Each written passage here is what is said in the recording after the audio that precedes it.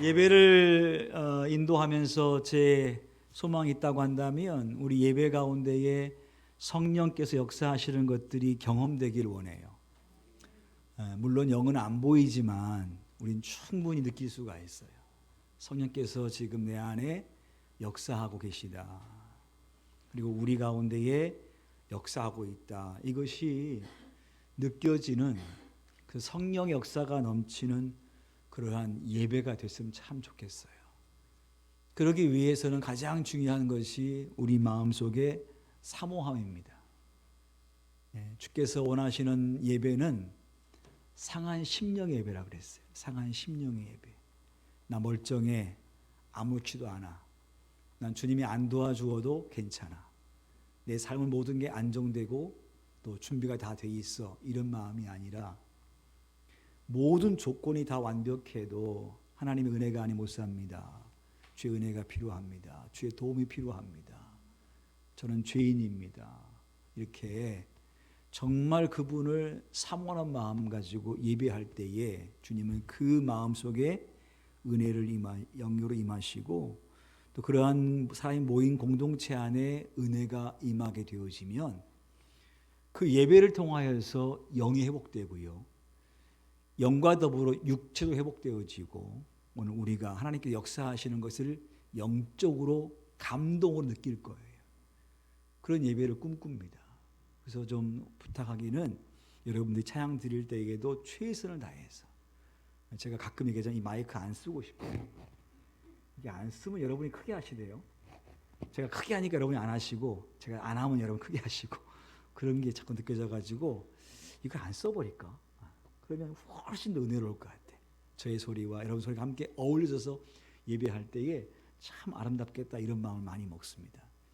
여러분 우리가 그러한 예배가 우리 동산바울 공동체에 임할 수 있도록 제가 새해 21년 차를 시작하면서 그런 설교를 했어요. 5편의 설교를 했습니다. 우리 교회는 예배 공동체가 되어야 됩니다. 우리 교회는 말씀 공동체가 되어야 됩니다. 우리 교회는 성령 공동체가 되어야 됩니다. 예배를 통하여 말씀이 선포되어지고 그 예배 가운데 성령께서 임재하심을 통하여 성도 간의 교제가 활성화되어지고 요즘 다 벽이 있어요. 나만을 위한 인생을 살아요. 남이 나에게 오는 것도 싫고 관심 두기 싫어하는 것이 이 시대의 문화예요. 그런데 교회는 그렇지 않지 않습니까? 교회는 예수님과 더불어 우리 모두가 지체이기 때문에 서로 상합하고 연합하고 교류하는 게 교회인데 교회는 최소한 우리 모두가 한 가족이 됐으면 좋겠다는 거예요. 그래서 새해의 표를 한 몸을 이루는 공동체. 우리 교회가 좀 한 몸을 이루어보자. 그래서 세대 간의 통합. 우리 아이들과 어른들이 함께 어우러지고 학생들과 함께 교회에서 어우러지면서 정말로 우리 모두의 아이들 우리 모두의 부모님들 이런 마음을 가지고 그런 교회를 좀 이뤄보자 하는 꿈을 가지고 새해의 목표 교회 표를 한 몸을 이루는 교회 공동체라고 정했어요. 그렇게 좀 그러한 교회가 됐으면 참 좋겠고 그 역량을 모두어서 우리가 해야 할 것은 교회는 전도와 선교 아니면 존재 목적이 없어요. 예배드리고 전도하고 선교하는 것이 우리를 부르신 목적이고 교회의 존재 목적인데 그 목적에 부합되게만 살아가자. 그러면 주께서 우리에게 필요한 모든 것들을 공급해 주실 줄 믿습니다. 할렐루야. 그래서 그러한 예배가 될 수 있도록 다 기도하시고요. 또 예배자가 될 때 그렇게 마음 가지고 예배 드리셔서 우리가 예배 시간을 통하여서 정말 영적인 치료가 임해지는 영적인 회복함의 역사가 임하게 되는 그런 우리 교회가 되기를 간절히 소망해 봅니다. 자, 따라합시다. 나는 성탄을 기다리는가? 한번 그 질문에 답을 한번 해보세요. 나는 성탄절을 기다리고 있는가? 말씀 준비하면서 옛날에 생각을 했어요. 나는 성탄을 준비하고 있는가? 학창시절에는 참 그랬던 것 같아요. 12월만 되어지면 성탄절을 준비하기 위해서 바빴습니다. 주로 학생들이 교회에 모든 행사를 했거든요. 지금도 많이 그렇습니다만은 성극을 준비했어요. 성극을 막 20분짜리, 30분짜리를 막 했었어요. 그러니까 할 게 참 많아요. 그 연극을 준비하려면 복잡하게 참 준비할 게 많습니다. 특별히 대본을 다 외워야 돼요. 대본을. 그래서 12월이 되어지면 이렇게 항상 대본을 계속 읽고 암기를 하는 일들을 했어요. 심지어 학교에서 가서도 쉬는 시간 동안에 그걸 막 읽고 대본을 외우고 했던 기억이 나요. 선생님께서 보시더니 뭐냐 이거? 예, 선생님 대본입니다. 뭔 대본? 선곡하는데 교회에서. 그러냐? 너 교회 다니냐? 예, 교회 다닙니다. 그렇구나. 그랬더니 그 이듬해 6.25 방공 웅변대회 때 선생님께서 말씀하시길 문민석 너 예수 믿지? 예수 믿습니다. 네가 웅변해 그랬어요. 네가 웅변해라. 왜요? 너 예수 믿잖아. 근데요 말 잘하잖아 이래가지고 그래가지고 웅변하라 해가지고 웅변을 했어요. 못해요 안 해요 이렇게 아니라 너희가 해. 그러니까 이상하게 그냥 예 알겠습니다 이래가지고 생전 처음 웅변을 했던 기억이 나요. 그해 웅변에 나가서 입상을 하고 그해 다음에 나가서 준우승하고 그랬던 기억이 나요. 그래서 성탄절 되면 바빴어요. 꽁투도 준비해야 되고 차양도 준비해야 되고 등등 막 준비해요. 그리고 24일가 되면요 전교인이 다 모여요. 물론 큰 교회 아니었습니다만 꽉 차게 모이면 거기 앞에서 주일학교로부터 학생들이 막 1시간 반짜리 연극을 다 해내는 거예요. 그러면 어른들도 참 재미있게 보고 또 그 당시에 우리 어린 저희들도 그거 하고 나서 막 이상 흥분 있지 않습니까? 마치 연예인들이 공연을 다 마치고 막 그렇게 막 가슴이 퍽 차오르는 감격과 더불어 막 허전함도 있는 것처럼 그런 마음이 드는 거예요. 그래서 참 재미있었다 싶어요. 그래서 끝나고 나면 어른들 다 집에 가고 학생들은 다 모여서 밤새 함께 놀아요. 선물을 준비해서 서로 교제하고 나눠주기도 하고 그러다가 새벽 2시 반 되면 다 이제 조를 나눠가지고 뭐 하겠어요? 새벽송을 했어요. 새벽송을. 1조, 2조, 3조 나눠가지고 너희는 이 동네를 가라. 가서 다 교우들이 집에 가서 새벽송을 부르는 거예요. 한 10명이 쫙 가서 그 집에 딱 서가지고 기쁘다 구주. 근데요. 그 새벽에 그 소리가 얼마나 정겨운지 몰라요. 그리고 마치 천사가 된 기분이에요. 예수님이 오셨다고 막 고요한 밤 거룩한 부를 때에는 너무나 숙연해요. 고요한 밤 새벽에 막 찬찬하게 흘러가는 거예요. 한 집도 시끄러 이런 집이 없어요. 다 그것을 기뻐하고 즐거워했어요. 자다 말다 일어나가지고 눈을 비비고 창문 열고 쳐다보기도 하고 문을 열고 같이 서서 천사를 맞이하듯이 그렇게 교우들이 다 그렇게 했던 기억이 나요. 그리고 나서 끝날 즈음에는 장로님 집에 함께 모여서 권사님 집에 함께 모여서 뜨거운 차를 마시고 간식을 먹고 이제 집에 갔던 기억들이 나요. 성탄절을 참 많이 기다렸어요. 그리고 정말로 즐거워했어요. 그러한 경험들이 학창시절에 신앙을 키우는 데 있어서 너무나 중요한 역할을 했던 것 같아요. 그러면서 오늘 반문해 봐요. 나는 지금 성탄을 기다리고 있는가? 나는 어떠한 모습으로 성탄을 맞이할 준비를 하고 있는가? 정말 내가 기쁘다 구주 오셨다고 정말 기쁘다고 그렇게 찬양을 드릴 수 있는 마음을 가지고 있는가? 사뭇 옛날과 많이 다른 느낌을 가지고 있고 또 사회적인 분위기를 가지고 있어서 좀 안타까움이 있습니다. 오늘 말씀 보니까요. 동방에서 온 박사들이 그 별을 다시 보면서 이렇게 말하고 있습니다. 다 같이 말씀 보겠습니다. 10절 말씀을 한번 다 같이 읽어봐요. 10절 말씀 시작. 그들이 별을 보고 매우 크게 기뻐하더라 그랬어요. 다시 보이기 시작한 그 별을 보고 처음에는 이 사람들은 박사들이라고 했으니까 마고스라고 하는 그 직종의 사람이거든요. 마고스란 말은 뭐냐면 뭐 제사장이라고 번역하기도 하고 주술가라고 번역하기도 하고 오늘 성경은 이 박사들을 뭐라고 번역하냐면 점성술학자라고 번역을 해요. 그러니까 하늘의 별자리를 보면서 운세를 보고 미래를 예측하는 사람들이에요. 근데 이 사람들이 어느 날 밤에 탁 나타난 별을 봤는데 그걸 본 모든 사람들이 야, 저 별은 보통 별이 아니야. 저 별은 위대한 왕이 날 별이야. 어디일까? 어느 나라에서 별이 왕이 태어날까? 이런 마음이 생기는 거예요.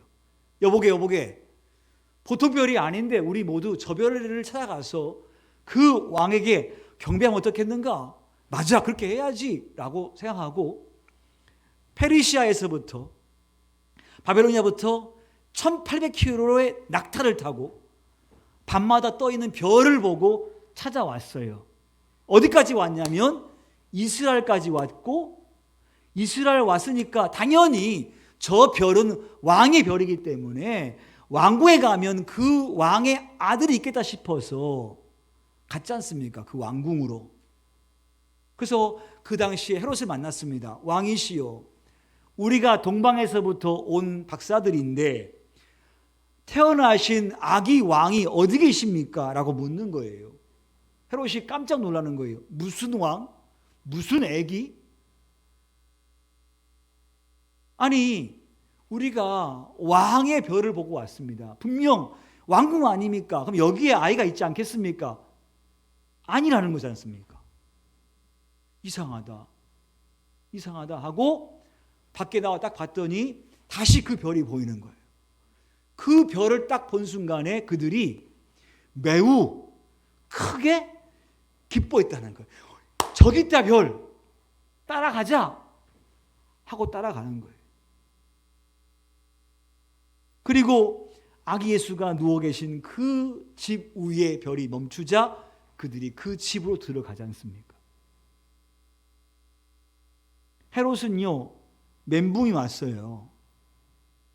저 박사의 말이 도대체 무슨 말인가 해서 불렀습니다. 제사장을 불렀습니다. 서기관 불렀습니다. 저자의 말이 무슨 말이냐? 무슨 왕이 났다는 말이냐? 도대체 어디서 왕이 나느냐 하고 묻는 거예요. 그랬을 때 서기관들이 뭐라 합니까? 베들레헴에서 난다고 예언되어 있습니다. 여러분, 우리는 이 말씀을 읽으면서 좀 아이러니해요. 왜 이스라엘 땅에 살면서 언약의 백성이면서 예언의 말씀을 알고 있으면서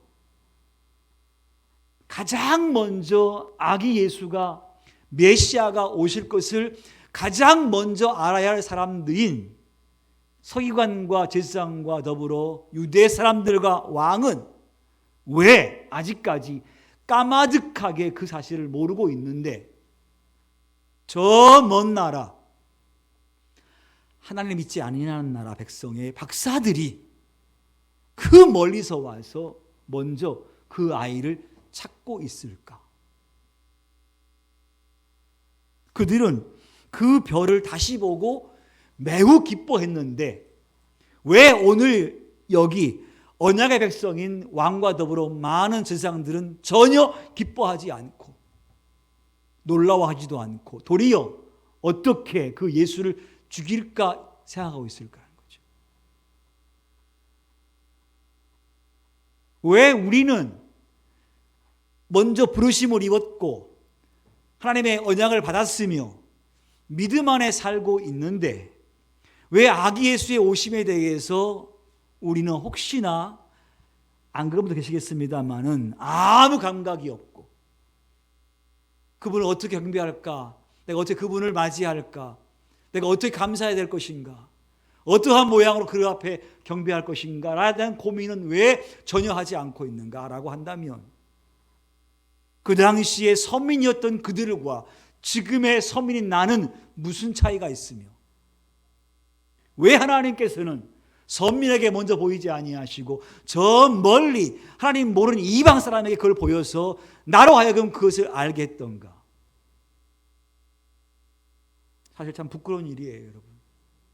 부끄러운 일이에요. 이사야 65장 1절 말씀 보니까 이렇게 됐어요. 선자 이사야가 하신 말씀이에요.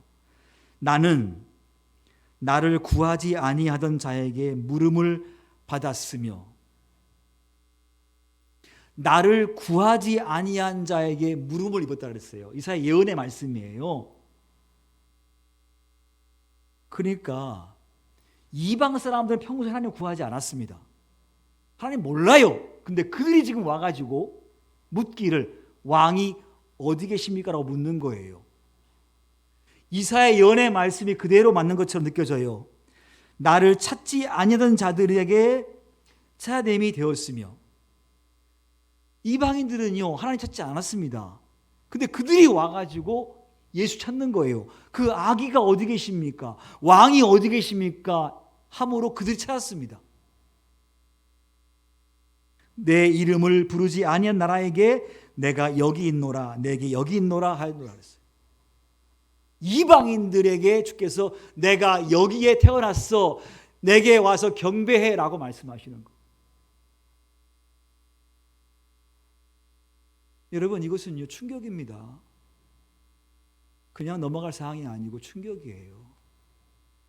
우리가 먼저 가서 그를 구해야 됐으며, 우리가 먼저 가서 그를 찾아야 했으며, 우리가 먼저 하나님 어디 계십니까? 라고 물으면서 가서 경배해야 되는데, 정작 선민들은 전혀 모르고 있고 이방인들이 도리어 찾고 찾아내고 그 앞에 경배하는 걸 보게 되어지면, 오늘 이 말씀은 우리에게 신앙의 경각심을 요구하고 있는 거 아닌가 싶습니다. 성도 여러분, 우리가 이제 한 주가 남은 성탄을 우리가 준비하면서 혹여 우리 마음속에 그분의 오심을 전혀 기뻐하지 아니하고 그 의미를 깊이 생각하지 아니하고, 혹시 그렇다고 한다면 오늘 우리가 한 주간 동안에 새로운 마음을 가지고 성탄을 준비하는 은혜가 있기를 간절히 바랍니다. 여러분, 아기 예수님께서 오심을 기뻐하는 사람은요 뭐 하는 사람이냐면, 따라합시다. 아기 예수께 경배하는 사람. 여러분, 크리스마스란 말의 의미가 뭔 줄 아세요? 크리스마스란 단어의 의미가 뭔 줄 아세요? 크리스투스 미사입니다. 즉 예수님께 예배하는 거예요. 미사란 말이 예배니까. 그러니까 성탄절은요 아기 예수께 모여서, 성도가 함께 모여서 아기 예수님께 예배, 경배하는 것이 성탄절이라는 거예요. 가족끼리 여행 가고, 가족끼리 함께 식사 같이 맛있게 먹고, 함께 하루 쉬는 날이니까 쉬는 날이 아니라, 최소한 그리스도인들은 아기 예수께 와서 그 아버지 앞에서 경배하는 거예요. 박사들이 별을 보고 왔습니다. 별이 섰습니다. 근데 그 집에 갔어요. 근데 그 집이 남루한 집이에요. 여관집이에요. 그래서 들어가서 물었어요. 혹시 이 집에 애가 태어났습니까? 났지요. 어디 계십니까? 저기 마국간에 가보시오. 저기서 아기를 낳았소. 그래서 박사들이요, 그 한 나라의 대단한 위치에 있는 그들이 예복을 갖추어서 마국간으로 들어가지 않습니까? 냄새가 진동하는 곳이에요. 그 마국간에 부부가 있습니다. 남루한 옷차림의 마리아와 요셉이 있어요. 그리고 말 구유에 아기가 누워 있어요. 의문이 생겨요. 아니, 분명 저 별은 위대한 왕이 태어나는 별인데 어떻게 지금 그 위대한 왕이란 분이 이렇게 초라하고 이렇게 남루하고 이렇게 냄새가 나며 어떻게 저렇게 불쌍한 모습으로 누워 있을까? 혹시 저 별이 이 아이를 얘기하는 게 아닌 게 아니야? 혹시 다른 곳이 아닐까? 라고 의심할 정도의 환경과 상황입니다. 근데 그들은 그 아기 예수께 가서 엎드려 경배를 합니다. 그 아이의 모양이 어떻든 간에, 그의 부모가 어떠하든 간에 관계없고, 그 집이 어떠하며 냄새가 어떠하며 아무 상관이 없어요. 분명한 사실은 이 아기는 지금 이러한 모습이지만 이 아기는 우주의 왕이신 아들이다. 이것이 분명히 믿어지기 때문에 이 세 명의 박사들은 그 앞에 넙죽 엎드려서 경배를 합니다.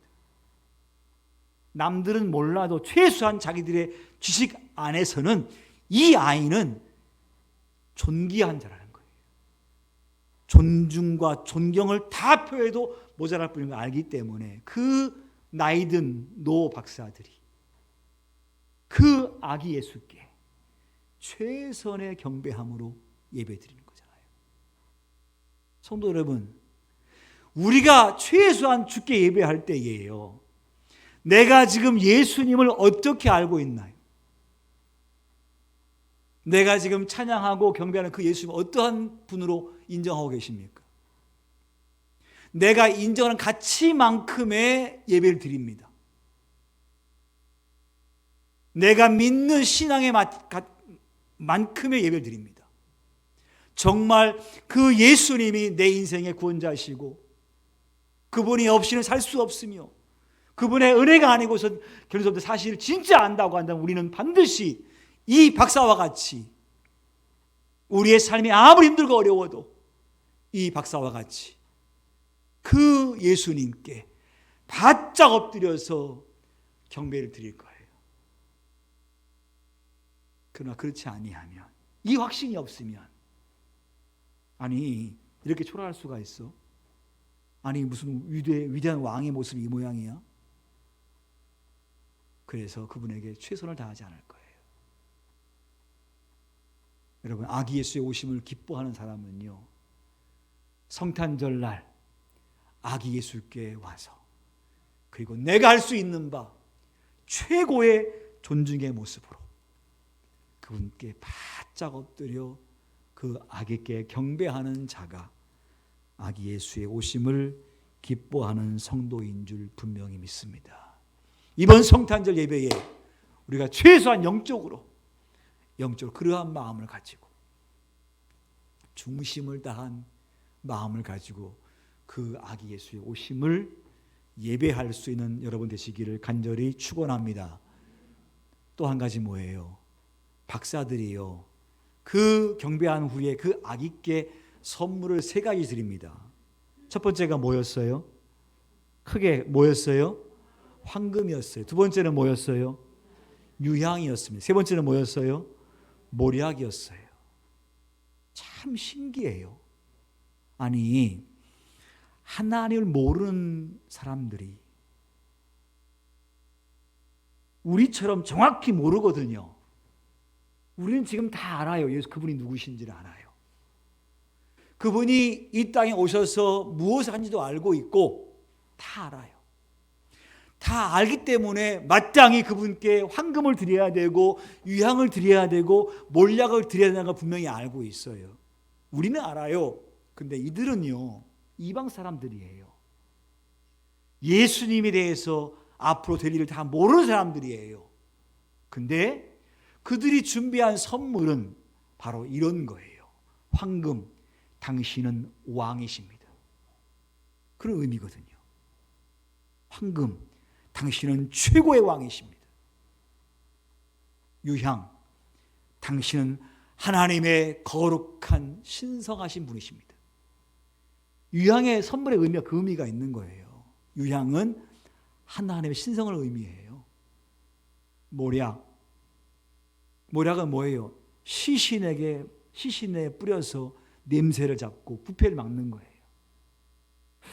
어떻게 해서 이 박사들이 그 많은 예물 가운데에 어떻게 박사들이 준비한 세 가지 예물이 이렇게 예수 그리스도의 삶과 사역과 죽음에 대해서 간파한 듯이 모략을 준비했을까? 당신은 우리를 위해 죽으실 분이십니다. 당신의 그 장례를 기념하기 위해서 모략을 준비했다는 거 아니에요? 이 모든 것이 그냥 된 일이 아니라 하나님께서 이사야 말씀 예언처럼 그 말씀을 이루시기 위해서 박사들의 감동을 주셔서 그 선물을 준비하게 한 거예요. 사랑하는 성도 여러분, 우리가 성탄을 준비해요. 첫 번째로 모두가 그 아기 예수께 진정을 다한 경배가 되기를 축복합니다. 아멘. 두 번째로 뭐예요? 여러분 모두가 주의 감동을 힘입어서 그 아기 예수님께 박사들이 최고의 예물을 드렸던 것처럼, 감동을 힘입어서 드렸던 것처럼 여러분도 성탄절을 맞이하면서 주 앞에 예물 드릴 때에 여러분 그냥 드리는 것이 아니라 하나님의 감동에 힘입어서 주의 은혜가 너무 감사하다. 내가 아버지 앞에 무엇을 드릴 수 있을까? 그 아기 예수님께 내가 무엇을 바칠 수 있을까? 이런 하나님의 감동 가운데에 그 감동의 마음을 가지고 주 앞에 예물 드리는 은혜가 있기를 간절히 바랍니다. 주님 우리의 마음 받고 싶으신 거잖아요. 우리의 진정한 감동 받고 싶은 거 아닙니까? 다른 게 아니라. 그래서 그분이 감동 주시는 바대로 우리가 주 예수께 예물을 드려 성탄을 준비한다고 하면 얼마나 주께서 기뻐하시겠어요. 세 번째로요, 성탄을 기뻐하는 사람들의 모습은 바로 이 모습입니다. 다 같이 한번 12절의 말씀을 같이 읽습니다. 시작. 그들은 꿈에 헤롯에게로 돌아가지 말라 지시하심을 받아 다른 길로 고국에 돌아가니라. 아멘. 자 보세요. 헤롯이 이렇게 말했어요. 헤롯이 8절 말씀 같이 읽습니다. 시작. 베들레헴으로 보내며 이르되 가서 아기에 대하여 자세히 알아보고 찾거든 내게 고하여 나도 가서 그에게 경배하게 하라. 헤롯의 부탁이거든요. 박사님들 혹시 그 집을 찾거들랑 그 아기 왕을 만나걸랑 내게 오셔서 그 집이 어디라고 말씀해 주시면 저도 가서 경배할 것이니까 꼭 내게 오셔서 언지해 주시고 가십시오 라고 부탁을 했어요. 예 알겠습니다 하고 답을 하고 왔지요. 근데 떠난 날 그 밤에 꿈속에서 말씀하시기를 박사들아 헤롯 왕에 가지 말라. 가지 말고 그냥 너희 땅으로 돌아가라 이렇게 말했어요. 꿈에. 근데 그 사람들이요 그 꿈을 꾼 후에 헤롯에게 안 가요. 그리고 바로 자기의 고국으로 다 돌아갑니다. 주의 천사가 밤에 말씀하신 것을 듣고 그 말씀에 순종하는 거예요. 만약 그들이 헤롯에 갔다고 하면 적지 않은 선물을 받았을 것 같아요. 왕이 그 정도 안 주겠습니까? 그렇죠? 부탁했는데 부탁한 대로 왔으니 얼마나 고맙겠어요? 그렇죠? 또 멀리 가야 할 사람들이니까 적지 않게 선물과 더불어서 편하게 갈 수 있는 모든 조건들을 주지 않았겠습니까? 뭐 크기는 모르겠습니다만 최소한 그런 배려가 있지 않겠습니까? 속에는 왕을 주겠다는 마음이 있겠지만 겉으로는 전혀 티를 안 내고 아유 감사합니다. 정말 오셨군요. 아이고 먼 길 가야 될 텐데 요 음식 좀 싸가지고 가시고요. 그리고 또 이렇게 좀 제가 선물 드릴 때 받아가시고요. 또 편하게 가라고 제가 마차를 제가 드리겠습니다. 이걸 타고 가십시오. 뭐 등등의 좋은 대우가 있지 않겠습니까?